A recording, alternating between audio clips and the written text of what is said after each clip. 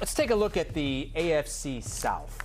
Texans are favored to win for a third straight season. There's a lot of arguments about this division. You think so? You think the I don't Jags... agree with it, but we have had some people honestly, I'm surprised not the believing Jags in the Texans. and the Colts are as close as they are in the odds markets to the Texans. And the Titans with Cam Ward are 7-1. Let's get Charles Davis in here to answer, or at least ask, and try to answer the biggest questions for every AFC South team. And we'll start with the Texans, who have won a playoff game each of the last 2 seasons. But how do they turn a singular playoff win into a deep playoff run? Chris, they do it by continuing to build on what they have started already. Go back to the general manager, Nick Caserio, and the draft picks he made during the time frame they were going through a coach a year. You remember that time frame? I mean, David Culley, right? They beat Lovie Smith. Boom, boom, boom, boom, boom, right? Every year it was a new head coach, but they were accumulating talent during that time. Now with D'Amico Ryans as their head coach, that talent has come to fruition, and they continue to accumulate it, both in the draft and in free agency. Back-to-back division titles. The first year under D'Amico Ryans, let's face it, that seemed like a joyride. Last year was the struggle. Everyone came for them.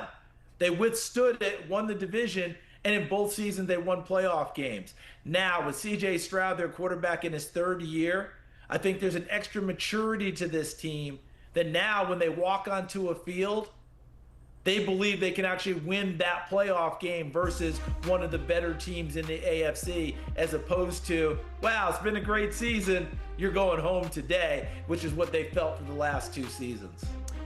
Texans went through head coaches kind of like the Colts have gone through quarterbacks over the last, 6 or 7 years. They haven't won a playoff game, the Colts that is, since Andrew Luck was there in 2018. And Daniel Jones, Charles, is going to be their 11th different starting quarterback since.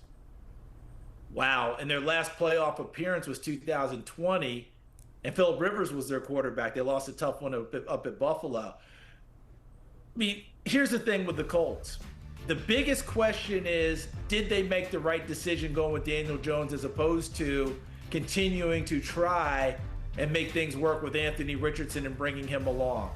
You put all that draft capital into him. After 2 seasons and not even full seasons because of injuries, you bring in Daniel Jones. Why? Because they haven't won a playoff game since 2020. It's a win-now mentality. Ownership has changed due to the unfortunate death of Mr. Jim Irsay. His daughter, Carly Irsay Gordon, now runs the team. Chris Ballard's been the GM during this entire time. They haven't won a playoff game. Things have to change. The biggest thing for me with Daniel Jones, you know the experience is there. He had the one big year in the playoff year with the Giants. Can he utilize those big receivers, both short and downfield? Alex Pierce averaged like 23 yards a catch last year. They got to find ways to turn him loose in order to make sure Jonathan Taylor's running game continues to fuel them. Charles, you're on the call for Week 1, Colts hosting the Dolphins. I thought, looking at those division odds, I thought that was interesting, given the fact that the Texans have won back-to-back years. They've won playoff games back-to-back years. Do you really think that a team like the Colts, or maybe even the Jags, can challenge the Texans in this division? I think they can. I do think that it is the Texans' division to lose as we start this, but here's why I think they can challenge. Can Liam Cohen energize a team in Jacksonville that we thought was on the rise 2 years ago, and we thought that next year was an aberration, they'd bounce back under Doug Peterson, and they didn't. Surprised us all. Then you go to the Colts. That's a really good roster overall when you look at it, and now you're bringing in Lou Anarumo on defense. You think you can energize that side of the ball? But when you look at the talent on offense, they lost some guys up front on the offensive line, but overall it's still a good offensive line. Tyler Warren being added at tight end, all the big receivers you have, Jonathan Taylor at running back, they need consistent quarterback play. And if they get that, they do believe that they're in the hunt. Speaking of quarterback play, the Jaguars drafted a guy who was said to be the best quarterback prospect since the Colts took Andrew Luck 10-plus years ago. So your question for the Jaguars this season is what? Can Trevor Lawrence actually ascend to that level that we expected from the #1 pick 5 years ago?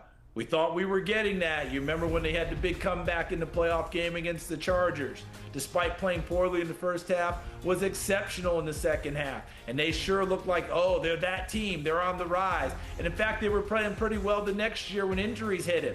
Knee, ankle, but he played through them, showed some toughness, the whole deal. But then after that, tough year last year. Bad all the way around. Bottom line, he has to play like the #1 overall selection. He has to play that and then some and bring some people along with him. Brian Thomas out wide is great. Getting Travis Hunter for whatever number of plays on offense is going to be great. But can those running backs help him out?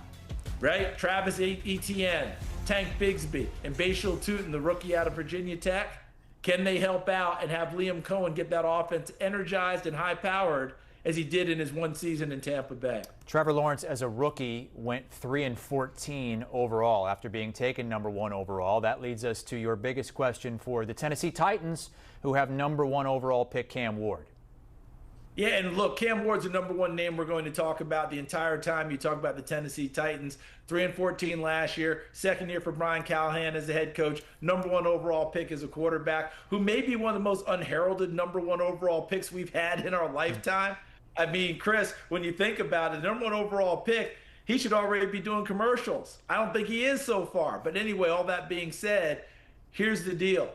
In order to get the best out of him this year, because I think he's a very mature young man who's locked in and ready to go, that rebuilt offensive line's got to come to fruition for them. Brand new GM and Mike Bergonzi.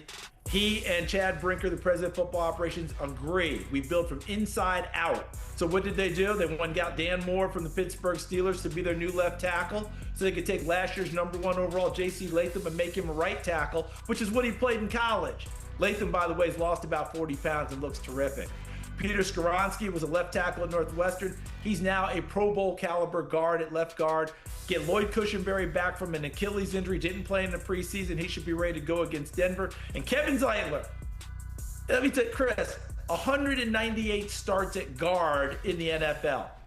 He's had 10 straight seasons where he's played 15 or more games. He didn't play in the preseason because why? You don't need to. But can this offensive line that is rebuilt play well enough that Cam Ward can show why he was taken #1 overall and let those young pass catchers come to the front? Chimray DK, Elika Io Manor, and of course Gunnar Helm, the tight end. Can they develop to go with Calvin Ridley? That only happens if this offensive line takes care of Cam Ward. Charles, enjoy your last weekend at home before heading off on the road for the next 18-plus weeks. Thank you for joining us here on HQ, man. Charles is going to be on the call for one of those games. And it is in Indianapolis, Colts hosting the Dolphins. No division games in the AFC South to begin the year. The Jaguars are home against the Panthers, Titans in Denver, and the Texans are in LA against the Rams.